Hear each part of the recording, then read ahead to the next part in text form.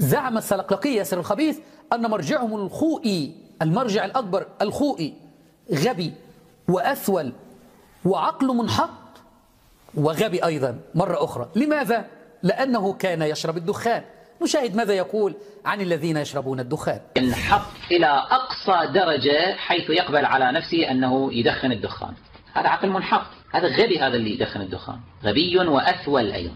هذا عقل منحط، هذا غبي، هذا اللي يدخن الدخان، غبي وأثول أيضا. الآن نرى من الذي يشرب الدخان وبشراسة.